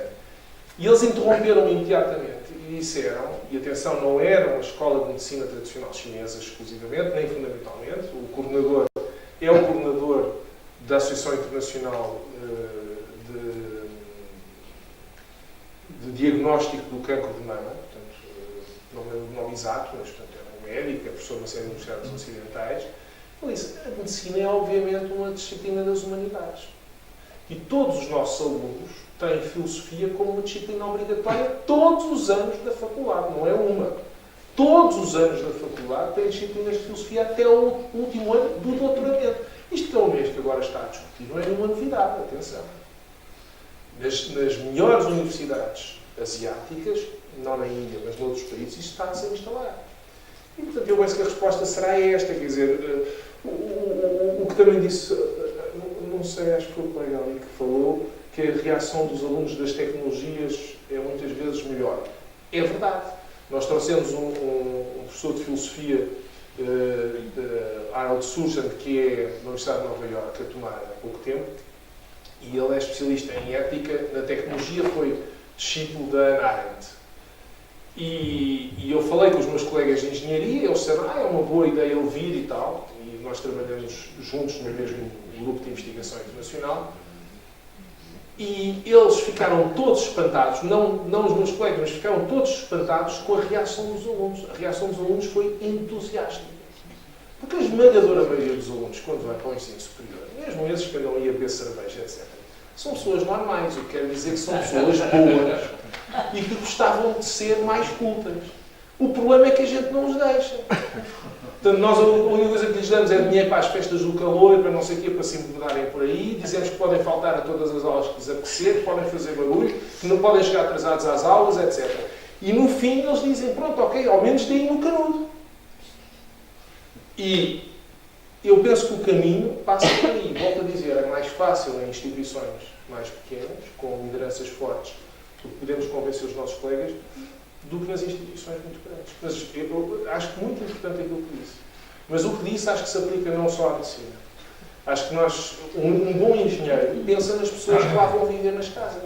Um bom arquiteto, já agora, desenha coisas não apenas para serem bonitas, mas para poderem ser utilizadas. O professor Pacheco de Amorim, que o professor Patrício aqui mencionou, já agora permitam-me dizer isto, nunca conseguiu abrir um curso de arquitetura em Tomar. Mas ele queria. Mas ele não era a pessoa mais diplomática do mundo quando se chateava. Então, o professor Pacheco de Amorim... Pois, mas o professor Pacheco de Amorim tentou convencer o Ministério a criar um curso de arquitetura. E alguém disse lá no Ministério, por acaso até sei quem, mas não interessa, ó senhor professor, já há muitos cursos de arquitetura. E o Pacheco de Amorim disse, há? Aonde? E o senhor lá disse, aqui e ali, assim, isso são cursos de arquitetura. Não sabia. Porque, não sabe, sempre que eu vou a uma casa de banho, eu entro na casa de banho e depois lá dentro lavo as mãos. E quando vou a sair, tenho que pegar na maçaneta onde houve 50 porcos antes de mim que não lavaram as mãos. Um arquiteto nunca cometeria esse erro. O curso que eu quero fazer em Tomar é para ensinar a fazer casas de banho. E isto tem a ver com a sua pergunta. Um arquiteto desenha aquilo muito bonito, mas não pensa nas pessoas. Olha, eu já tinha dito que era a última intervenção, mas eu pedi do professor que seja rápido, está bem? Para encerrarmos, já vai para o Sou Francisco Cid, sou professor nesta casa. Na sequência da pergunta feita pelo Dr. João Azevedo, surgiu uma outra dúvida que vinha desde há um bocadinho. Agradeço em primeiro lugar a brilhante, muito boa exposição que hoje aqui nos trouxe, as ideias que hoje aqui nos trouxe. Mas a questão é a seguinte: de que forma é que o ensino na globalidade e fundamentalmente o ensino superior neste momento em Portugal e também em Porto Alegre pode contribuir para o desenvolvimento de um espírito crítico e de uma capacidade de criticamente olhar a vida e a sociedade, principalmente numa altura em que ramos do conhecimento que vão ser tão importantes para que, claro, não sei muito bem, como são, por exemplo, a engenharia genética e a inteligência artificial, como é que o ensino superior atualmente pode contribuir para formar espíritos críticos, suficientemente críticos, para poderem dar uma opinião e pronunciarem sobre o desenvolvimento desses ramos do conhecimento. Obrigado. Eu penso que é um pouco a mesma questão. Isto não é a mesma questão, mas a resposta é um pouco a mesma. Precisamente quando se pensa em promover essa disciplina transversal, começando pela cara, eu sinceramente não acredito que o ensino superior possa fazer muito mais do que aquilo que lhe compete. E o que lhe compete é formar pessoas precisamente não apenas com competências técnicas, que é o que hoje aparentemente mais interessa fazer, mas com competência crítica, com conhecimento crítico, com capacidade de formular juízos. E isso consegue-se precisamente, penso eu, fazendo do ensino superior a universidade. Universidade não no sentido do que nós temos aqui em Portugal, politécnicos e universidades, mas no sentido do universo, do conhecimento universal. A única vantagem de um estudante ir estudar numa universidade, ou um politécnico, é poder expor-se à convivência com outros ramos de conhecimento. É isso que lhe dá a ginástica para ter um pensamento crítico. Se ele for afunilar durante 3, 4, 5 anos só a estudar aquela coisa, e aquela coisa às vezes é filosofia, mas é aparentemente uma filosofia técnica, engenheiros de filosofia que só sabem daquilo e não sabem mais nada, ou de história, ou não sei o quê, não vamos muito longe. E de facto, se nós formos capazes de fazer uma pequena revolução, isso seria uma boa notícia nos jornais. Imaginem vocês lerem daqui por uns meses que 3 ou 4 politécnicos, ou quem sabe o conjunto dos politécnicos, eu acho isso mais difícil, mas acho que é perfeitamente realista, pelo menos, não sei se o Politécnico de Porto Alegre está interessado nisso, mas eu diria, se o Politécnico de Tomar e Porto Alegre decidissem que iam propor um programa destes, duvido que um governo pudesse dizer que não. Duvido que uma agência de acreditação pudesse dizer que não. Até porque temos muitos mecanismos para começar. Nós vamos começar em Tomar sem fazer nenhuma reestruturação de curso.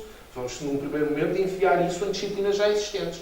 Mas vamos anunciá-lo. E é evidente que se o anunciássemos em parceria com outro instituto, isso era um pequeno início de revolução do sistema de ensino superior em Portugal, capitaneado por politécnicos do interior. E aí estaria, por um lado, a responder à sua questão e, por outro lado, a responder à questão que caminhou esta sessão, que é como é que nós criamos novas centralidades, mostrando que somos capazes de ser melhores do que os que estão em Lisboa. Não é tão bons, não é que aqui também se façam umas coisas, é que em certas coisas nós podemos ser melhores. Efetivamente. E desse ponto de vista, participar de grandes processos de reflexão internacional vão no sentido do que muitas pessoas defenderam, e aqui em Portugal está alguma delas aqui na sala, que é o professor Patrício, mas que hoje começam a ter eco real para fazer políticas públicas. Penso que isso pode ser um caminho. Muito obrigado. Deixem-me só deixar uma nota, as notas finais, e agradecer, obviamente, toda esta reflexão que nos ajudou a fazer durante esta tarde, e numa perspectiva que eu também não estava à espera, sinceramente. E ainda bem, ao contrário do que o colega Raul disse há pouco, eu penso exatamente de maneira oposta. Eu tinha as ideias todas arrumadas na minha cabeça e agora ficou tudo baralhado. E é bom, porque eu acho que é preciso fazer este exercício para podermos evoluir, senão estamos sempre no mesmo sítio. E é bom que de vez em quando tenhamos alguém por perto que nos faça baralhar as ideias. Isto porquê? Porque olhar para este tema do ensino superior e desenvolvimento no interior, abordando a população, território, economia, educação, tantos outros temas, fazendo-nos confluir para a pessoa e para a dignidade humana, para mim este é o grande resumo que eu poderia fazer assim em poucas palavras da intervenção que tivemos. E que me agrada imenso, não é? Colocar o foco naquilo que é essencial e termos a certeza que no mundo e na sua evolução uma pequena parte é que é controlável. A grande parte não é controlável. E nós temos este vício de querer controlar tudo. E é impossível. E depois vivemos ansiosos, desesperados, porque não conseguimos ser eficazes, pois é impossível sermos eficazes quando queremos decidir e construir em cima daquilo que não existe, aquilo que não é possível. E, portanto, a desilusão instala-se. E, portanto, esta reflexão não é minha, foi feita pelo professor Luís Osterbeck, que muito agradeço, e que procurava resumir desta forma. E eu trazia 3 ou 4 notas que não resistem deixá-las, porque eu acho que já não interessam mesmo para nada. E, portanto, por esse motivo, eu ia deixar, porque é o raciocínio que fazemos normalmente quando abordamos este tema. E é para mostrar que, de facto, estamos errados. Ou, pelo menos, eu estou errado. Diversos estudos já demonstraram que existe uma forte correlação entre a localização do ensino superior e o desenvolvimento das regiões. Temos imensos estudos no mundo que demonstram claramente que jogam-se em favor de uma correlação positiva entre o ensino superior e o desenvolvimento das regiões. E depois também percebemos que os países mais desenvolvidos do mundo são aqueles que sempre apostaram mais no ensino superior e na ciência. E continuam a fazê-lo. Apesar de serem os países mais desenvolvidos neste momento, continuam a colocar mais percentagem do seu PIB no ensino superior e na ciência. E, portanto, a divergência acentua-se. Apesar de tudo isto, como é que Portugal atua? E Portugal, neste momento, gasta 1,3% do PIB no ensino superior e na ciência, quando a média da OCDE é de 1,7%. Portanto, continuamos a gastar abaixo da média da OCDE. O recente relatório da OCDE sobre o ensino superior e a ciência, que terminou há pouco, não é? Que foram anunciados os resultados há poucos meses, vai reforçar essa necessidade de se apostar mais no ensino superior e na ciência e duplicar o financiamento até 2030. É qualquer coisa de extraordinário e que obriga claramente uma reorientação e uma abordagem completamente diferente do que estamos a fazer hoje. Isto é uma questão de prioridade mesmo. E depois temos um facto curioso. Temos uma oferta de ensino superior concentradíssima numa pequena faixa do território. Temos 54% da nossa oferta de ensino superior em Lisboa e Porto. Não é? Aquela expressão, depois tudo o resto é paisagem, é basicamente isso. Não é? Mas depois olhamos para outros países, e eu anotei para não errar, por exemplo, França, Paris e Lyon têm apenas 20%. No Reino Unido, Londres e Edimburgo têm 16%. Na Alemanha, Berlim e Munique têm apenas 12%. Na Holanda, Amsterdã e Eindhoven têm apenas 8%. Portanto, nós somos aqueles que vamos a marchar certo, não é? Portanto, ainda entendemos que somos os que vamos a marchar certo. E isto tudo tem vindo a agravar. 2000 para cá tem vindo a agravar. E depois ainda se levantam aí discussões acerca de cortar 5% na oferta de vagas em Lisboa e Porto para vir para o interior. Parece que ainda é uma coisa muito grande. Portanto, não faço mais comentários, porque isto não vale a pena comentar. Depois só dizer o seguinte. Em 2013, num congresso sobre o ensino superior e o interior, que foi realizado em Bragança, estas evidências e estas contradições foram lá todas tratadas. Em 2014, foi apresentado um estudo sobre o impacto económico dos politécnicos nas regiões onde estão inseridas e onde se evidenciou o bom investimento que é ter criado e desenvolvido esta rede de ensino politécnico. Em maio de 2018, o Movimento pelo Interior constituiu um grupo de personalidades bem conhecidas e apresentou um relatório com um diagnóstico do interior e um conjunto de medidas muito concretas. Em julho de 2018, foi apresentado o Programa de Valorização do Interior. E devemos todos estar bem lembrados da Unidade de Missão para a Valorização do Interior, que se extinguiu exatamente com a criação, com esse relatório e com a apresentação de 65 medidas. Em outubro de 2018, já estamos quase a terminar, em Porto Alegre realizou-se o Congresso organizado pelo Movimento Melhor Alentejo, onde estiveram presentes especialistas, diversos governantes, Presidente da República, e em que a temática foi a mesma. Não é? Estão recordados, discutiram-se soluções para o desenvolvimento do Alentejo. E tudo isto, e esqueci-me certamente muitas outras questões. Portanto, tudo isto tem sido feito. E o que é que mudou? Não é? É a questão que termina. E, portanto, queria dar razão. De facto, a decisão não está nestas coisas. Nós insistimos em fazer, em organizar, em fazer diagnósticos.